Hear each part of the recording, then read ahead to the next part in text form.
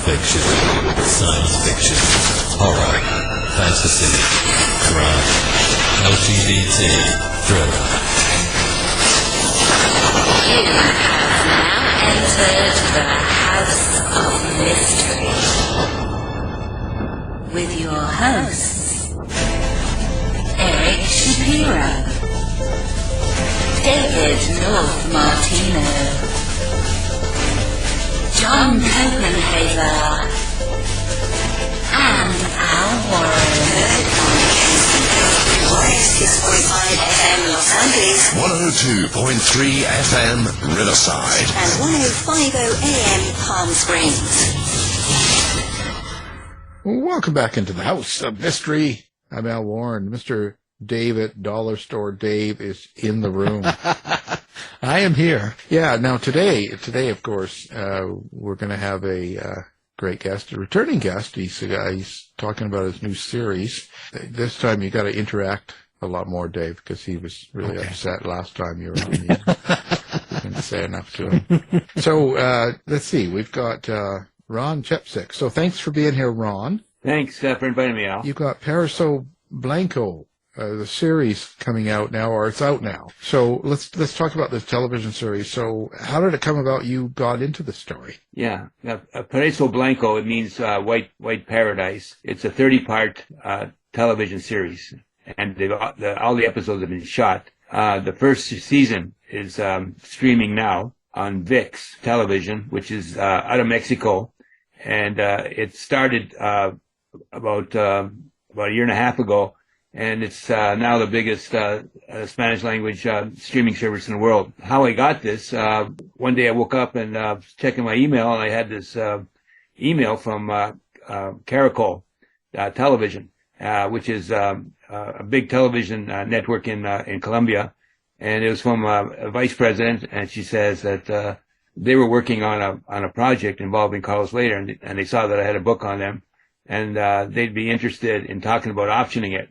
And, it was interesting because I've had like 5 or 6 of my books optioned, and it was the last book I probably thought that would be optioned. And of course I'm going to say yes. So I said yes. And, we set up a telephone call, and, we discussed it. And then she said that they wanted to option it. And so I talked to my manager, and, I put him in touch with, her, and, they worked out a deal.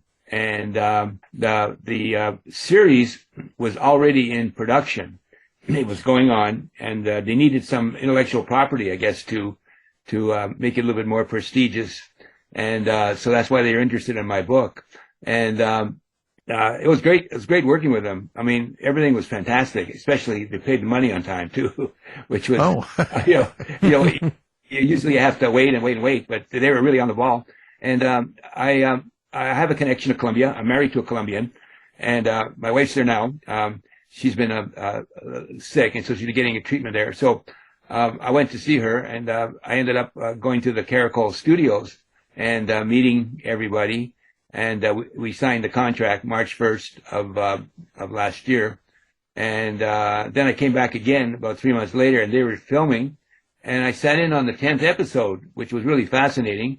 They shot this one scene 6 times, and there was like 5 words said in the whole scene. And I couldn't understand why, what was wrong with it. And I asked the director. I was sitting beside the director, and he said one of the guys had mispronounced the word. So he shot it 6 times. And I got a chance to meet Sebastián Osorio, who plays Carlos Lehder in a series, a really outstanding actor, up and coming actor. I think he's going to be a crossover star because he can speak English well, and he's very charismatic, and he played the role of Carlos great. So I got a chance to meet him. We discussed the movie about an hour. He asked me about the character, and what was he like, and all that, and if I had met him and all that. And I left Colombia, and then I went back home, and then last Christmas I went and I saw the pilot episode. They set it up. They hadn't done the credits on it yet, but they showed the pilot.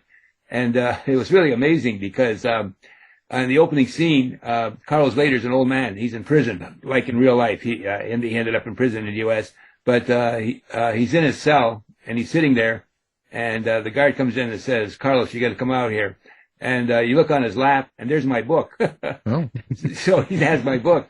And then in the third scene, he's on the plane, and you get a close-up of Carlos, and you look on his lap, and there's my book. Oh. And when you say he was an old man in the prison, was he about your age then, or? Yeah. Well, what happened was, he ended up in prison for 37 years. He was arrested in 1987, and big trial in Jacksonville. At that time, it was the biggest trial of any foreign gangster in history, American history. And he got a huge sentence. He got life plus 155 years, which was later reduced because of his testimony in the conviction of General Noriega of Panama. And he got to cut down to 55 years, life plus 55. Before we go any further, we want to hear the love story. You were talking about getting married in Colombia. Oh, well, yeah. I've had a long relationship with Colombia. I go back to the late 1980s. There was a freelance writer that was arranging a press trip to Colombia, which was being sponsored by Avianca Airlines, which is the national airlines of Colombia. And the hope was that Colombia had such a bad reputation then with the drug lords, and Escobar was on his narco-terrorism campaign. People were dying. It was a really terrible time. And they thought that they could maybe boost their tourist trade, if they invited some writers and on a press trip, take them around the country, and they would go back to the U.S. and write nice articles about their experience and all that. And then on the last day of my trip there, I was leaving, and in those days, they had 5 security checks. You went, nobody trusted anybody because it was so corrupt that they had 5 security checks. So it would take you like maybe 4 hours to go through the line. And I knew this, and I said, I was with a guide, and earlier that day I had met, he had introduced me to this young lady who was interning at the hotel that I was staying, a very beautiful woman and all that. And then we sort of set up a informal decision that we would maybe get together later for coffee at night. And so anyways, we're sitting there, and he said, do you want me to call her? I said, who? He goes, that's the lady, Magdalena, the one you were talking with today. I said, I said, it's kind of late. I said, we have to get up really early to the airport and fight the security. And he said, well, it's up to you. So I thought about it, and I said, okay. So we called her like 3 times, and she wasn't there. And then he asked me one last time, and I said, okay, call her one time, see if she's there. And she was there. And so we got together for an hour. We had a really good time, went to a pizza place, and I came back to the States, and we started this romance. And finally, we decided to get married. I was a Canadian. I didn't have I had my green card, but didn't have a passport, citizenship. So it would have took me 5 years to get into the country. But if I got my citizenship, it'd take like 3 months. So I decided to get my citizenship, and I got that. And then she came back, and we got married, and in Colombia, in Bogota, with her family and everything. And then we came back. I sent for her, and we got married. And she's now living in Colombia. She's had an operation, and she's recovering. And so I've been going back and forth to Colombia, which the country I love. It's really amazing. The country has really changed. And it's become a hotbed for retirees and tourists. That's perfect for you. Yeah. Your book was called Crazy Charlie, right? Crazy Charlie. And when you did that, did you go out and meet the actual real Carlos, or did you just write around him? No, well, it was amazing because no one knew where Carlos was when I started writing the book. I started writing the book about 2016. I had thought about writing a book on him. In fact, I had been down at the Jacksonville courthouse where the records of his trial were, and I had made some copies of some documents and all that, but I had put it aside. And then I needed to do a book. I have to keep busy, and I thought about it, and I said, okay, I'm going to do a book on Carlos Lehder. So I took those materials. I interviewed a guy from my radio show called Carlos Toro, and he was a boyhood friend of Carlos Lehder, and he had a lot of good information, which I used. I interviewed the prosecutor that put him in jail, and I interviewed the lead detective, the DEA agent that led the investigation of Lehder that eventually caught him and brought him back to the U.S. for trial. Whatever draws you to a story, like how do you find the story, or what brought you to, Carlos, the attention to you? Well, it's really amazing because at this point in my life, I'm pretty established, and a lot of people know me, and I get a lot of people contacting me. For some reason, people consider me a crime expert now. I'm an expert on crime because I've done books and all that, and I get these letters from prison all the time. Somebody said, I was a mass murderer, and I have this story. It takes more than being a mass murderer to get a book. You gotta have much more intrigue to it on that. So I ignore a lot of them and don't really take them seriously. But then I get a call like I did in 2020, the book that I did before Bad Henry. On Jesus Ruiz Henao. He was the biggest cocaine trafficker in British history. And I got a note from his daughter, email, saying that her father was interested in maybe collaborating on a book, and she sent some clips from the internet. And I didn't know who this guy was, and I started reading the clips, and they were amazing. They're calling him the Pablo Escobar of Colombia, and when he was arrested, the price of cocaine shot up 50%.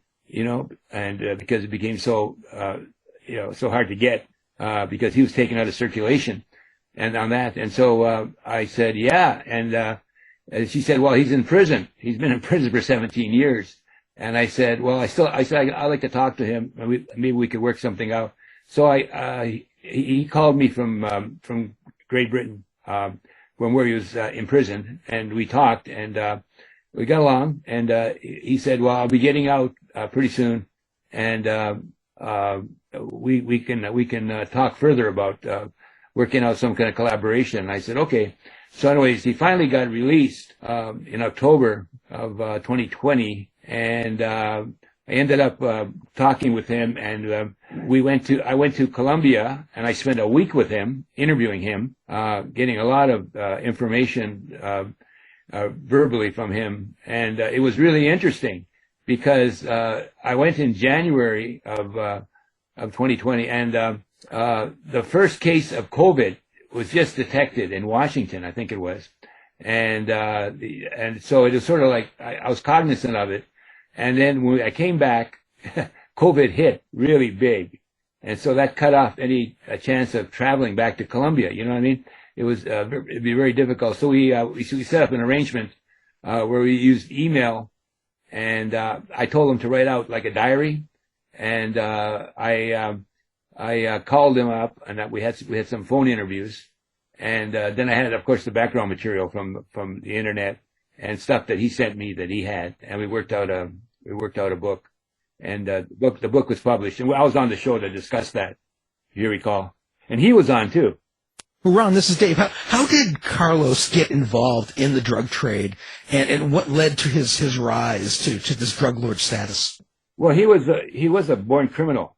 He came to the States at 16 and started off by stealing cars and shipping them back to Colombia, where his brother would sell them. And then he got caught for that, and he got sent to prison in Danbury, Connecticut.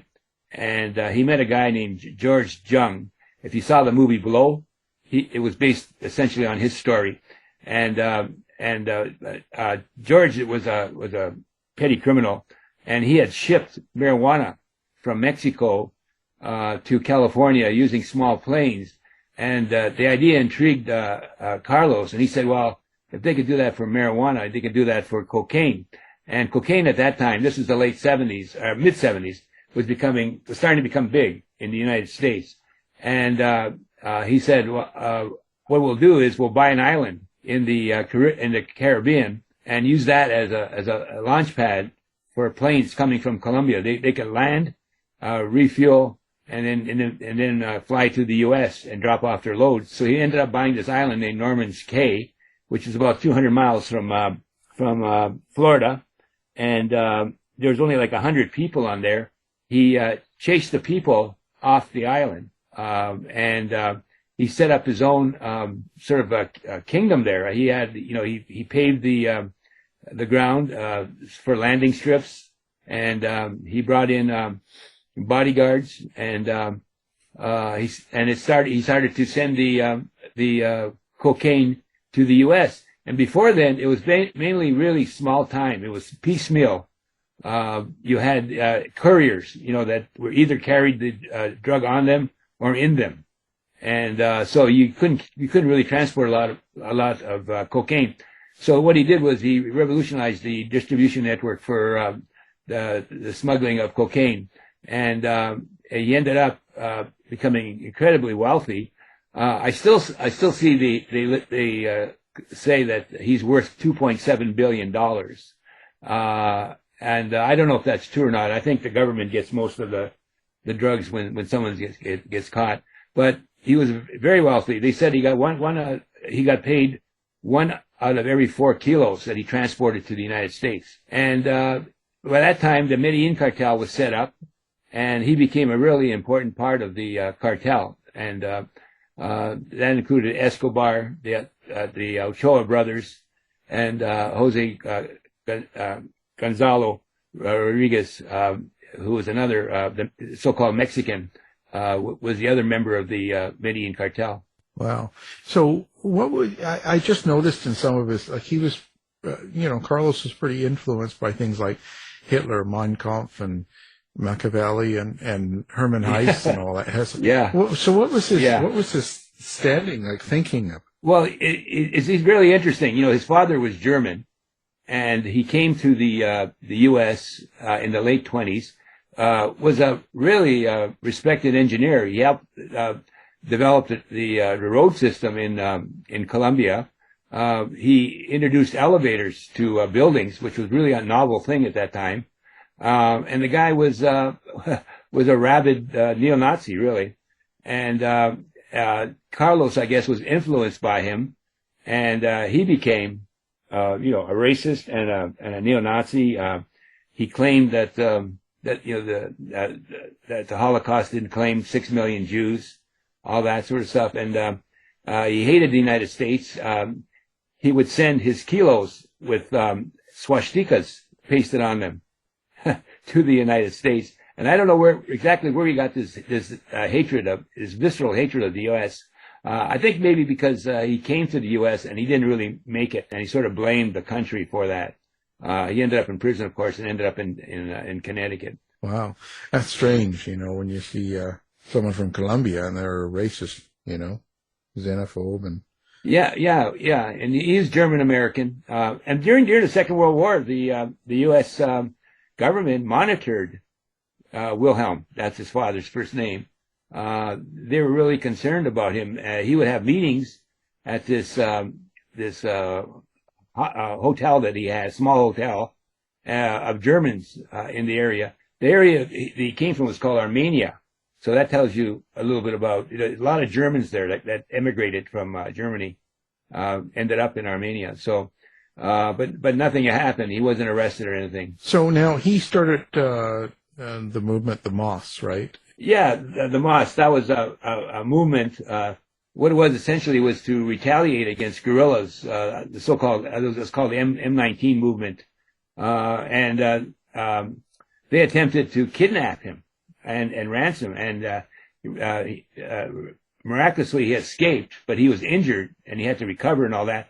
But he really held this against them. So he organized this organization called MAS, was Morte Secuestradores, murder to the kidnappers, death to the kidnappers. And the cartel went after the leader's family and all that sort of stuff after they kidnapped the sister of the Ochoa brothers. And finally they released her because they realized they weren't going to win the war against the cartel. The cartel was too powerful. He was a pretty good organizer. He organized the National Latin Movement, which was like a political party, and it was really fascist, really, in a lot of ways.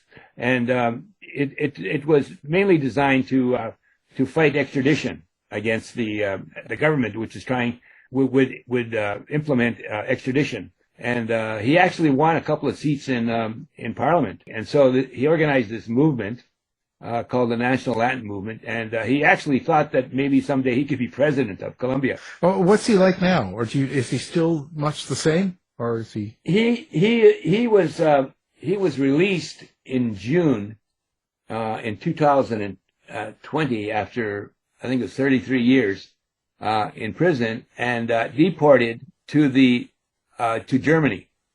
He has German citizenship. He's German-Colombian, and the Colombian government wouldn't take him back, but he really wanted to go to Germany. In fact, he sued the U.S. government because he claimed that they reneged on a deal that would have sent him to Germany.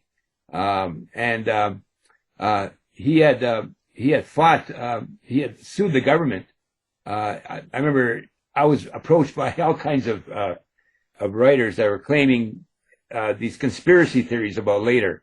They claimed that he was working for the CIA, that he was out, and probably back in the drug trade. And I kept telling him, I said, no, I said the government still has him and all that. And he really disappeared, and nothing knew about him. And then in 2007, he showed up in court, and his lawyer was suing the government, saying they reneged on their promise to extradite him to Germany for his help with the Noriega conviction. Well, it's strange, the whole thing, eh? The way it all works. Yeah, it really is. Well, how did Lehder end up in prison? What was his downfall? His downfall. Well, the big mistake they made. This is the cartels, because they had it pretty good in the early 1980s. They were really powerful, and nobody wanted to deal with them.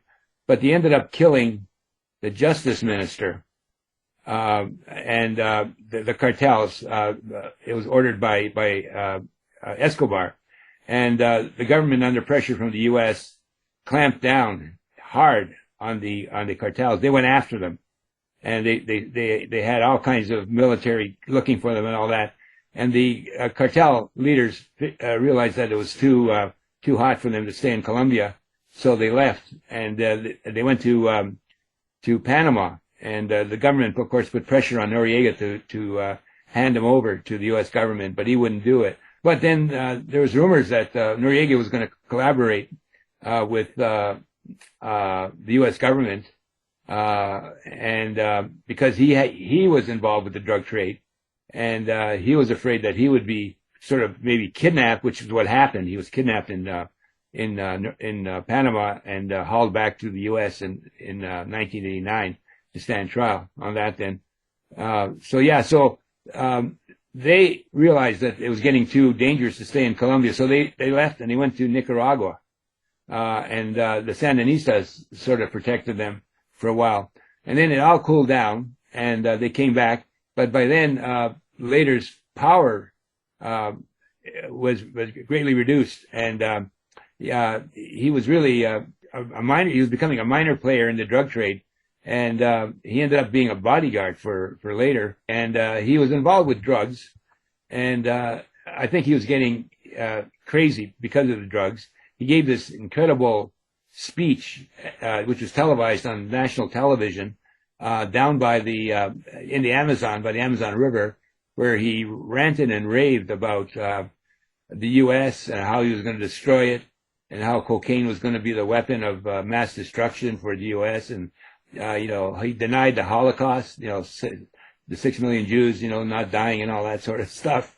And I think Escobar saw this, and he realized that Lehder was really out of control, and that it was really bad for the cartel. So it's never been proven, but I think he actually set up Lehder to be captured. He was captured at a ranch in the jungle and partying, and he woke up and there were the authorities, and within hours he was shipped to the U.S. They didn't even wait to arraign him in Colombia. They just shipped him right to the U.S. And next thing you know, he was brought up before a judge, and he was being tried in the U.S. for drug trafficking charges. Yeah, that's crazy, isn't it? When you're doing a story like this about a real character, a real person that's alive, and they're doing all these things, does it ever become a struggle for you if you don't like the character you're writing about? Yeah, I thought about that, but no, not really. I mean, I'm a professional writer, I mean, the story, whatever it is, I'll write it. I'm not going to tamper with it.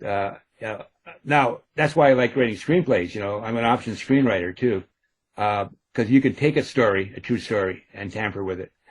You can develop the way you want to make it on that. But normally, no. I'm a professional writer, and I deal professionally with all my subjects. Does it ever, like when a production company like this makes a series and they use your book as a basis, does it ever sort of bother you or worry you or anything like that when they because in essence they can take your book and they can sort of make the story go anywhere they want? Yeah, exactly. Yeah, the thing is, when you sell your rights to your book to make a movie, it's essentially in their hands, right? And you're not going to have the same. A book cannot translate to a screen verbatim. You're going to have to play with it. And I've got 2 scripts that have been optioned that are based on true stories where I tampered with the story. I changed things and all that, but that's very natural. I mean, that's expected. And you'll hear real complaints from viewers that, the movie didn't go by the book and all that. And but I don't hold that against the production company. When I sell the rights, because you're getting a lot of money, to sell the rights. When I sell the rights, that they can do with what they want. Now, I was a consultant to the movie as well, and they didn't really ask me as much as I wanted them to ask me about the project, but you'll get your input in as well, to the project. Right. Well, they quite often they have a different intent, right? They want people to stay watching the series, so they're going to focus more on a lot of the action and the crime and stuff, right? Yeah, like I watched the first 15 episodes, and they really, I think they tampered with the character, Carlos. They dealt with him more as a Lothario, a womanizer in the first 15 episodes, which, I'm really curious to see how they're going to do the next 15, because they don't really deal with the political aspect of Carlos's history. They don't deal with his dislike of the U.S. They don't deal with his aspiration in politics and all that. And so the series, first 15 episodes, ends when the U.S. is about to get him kicked off the island. They're going to put pressure on the Bahamian government and all that. So he's going to go back to Colombia. And I'm wondering, how are they going to deal with that? And if not, then they're really playing with the story, because that would be the story when he went back to Colombia, is his involvement with politics. Yeah, it's crazy. When you wrote the book, did you have a purpose in mind or a point to it? No, it was just it was a quick book. It's just something that I had materials and I wanted to do. I did it, and that was it. I mean, I never really expected it to be optioned, but they wanted the book, and I was there at the right time. Do you know what Carlos thinks of the series or your book? Well, that's interesting, because my manager, I got a script on Lehder, the story called Crazy Charlie, which we've been trying to sell on that, and so we decided we would send the material to Carlos, and we got his lawyer in Miami, and through the internet we figured out who his lawyer, and we talked to him, and he said I don't know what Carlos's plans are. He's going to need some time to readjust to civilian life, but I'll send your materials, and we sent the materials to him. Nothing happened. We didn't hear anything on that. And then he was on this radio show, which is really interesting. There was this woman who claimed to have written a book about Carlos with his collaboration, right?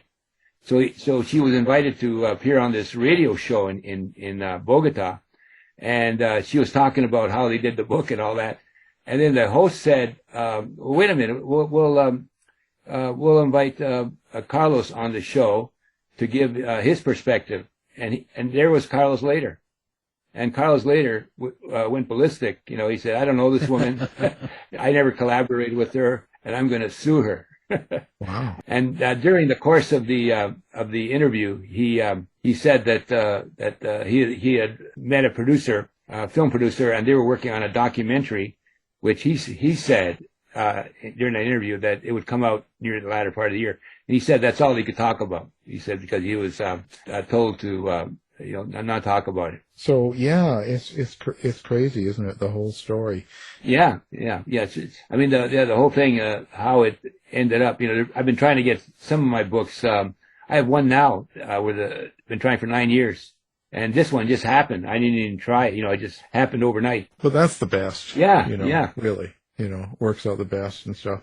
So you're happy with the way it turned out? Yeah. The way it's all gone? Yeah. Like I said, they took some liberties on that, but like I said, I can live with that because, I'm a screenwriter myself and I know what they're doing. Carlos, or Sebastián Osorio, the lead actor, he plays a really amazing role, and the supporting cast is really good as well. And I met the screenwriters. In fact, I was, part of my contract, I was, supposed to write an episode as part of my thing on that, but I decided not to do it because you'd have to write in Spanish. My written Spanish is not screenwriter level, so I decided not to get involved with that. But I met the two writers that worked on the series, and they did a pretty good job. When you go through a case like this, with this particular case, was there anything that surprised you about Carlos? You mean in the series? Well, yeah, they made him much nicer than he really was. Oh, you know what I mean? They made him sort of a rascally type of character, rather than the anti-Semite, the neo-Nazi that he is. I don't know if he still is, but he was during the heyday of his criminal career. Yeah, it's crazy how that is, how he was that and everything like that. So. Yeah. Anyway, so now when does so first season is up, and when do they start? Yeah, and I get it on my cable network, VIX. I watched the first 15 episodes, and it was well done, like I said. And I don't know when the second 15 are going to happen. There's a Wikipedia page, up, which is great, and it acknowledges that it's based on my book, that, and. So right now, I'm planning to use that to advance my career.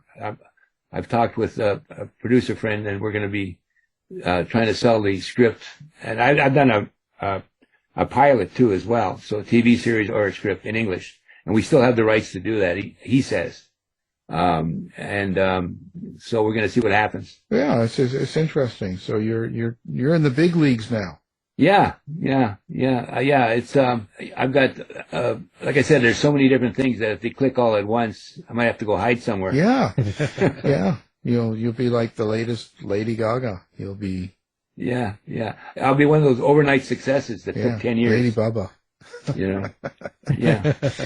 Well, Lady Gaga. That's you. Well, so what's next? So what are you going to do? So when you got this going on, are you able to still work and you got other projects going on? Oh yeah. I never stopped worrying. I never stopped working because I love what I do. I mean, I don't consider it work.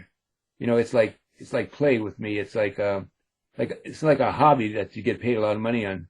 And I've got so many different things. I'm working with a production company that wants me to do a script for them and on a bank heist, and so I'm working that out. I'm getting my Matthews book made into an Audible, and I got this black gangster from Chicago that contacted me, and he's been in witness protection for 30 years, and he was a big Al Rukin back in his day, and then he had to flee for his life. And so he collaborated with the government, and his story is really interesting. And so I'm working on a contract with him. I think I'm going to do a screenplay and a book on him. And then I've got a book right now that Wild Blue Press, I'm under contract to do on a Dallas oil man that was really a con man and really interesting. We're going to do a book, documentary, podcast, and a script on that. I'm working with a producer in Dallas. Busy man. Well, Yeah. I'm not so lucky. I work the drive-through. You're not so I lucky. work What the do you mean? drive-through at night. Yeah, you have to moonlight to stay. Yeah, to stay. no, To survive. not really, but that's all right. I let people think I am. But so Yeah. okay, so here we go. So where do people find you? I mean, besides the local bar. Well, you can check out my website. I got www.ronchepesiuk,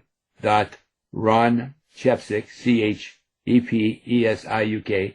That's Chepesiuk.com. That's my website on there.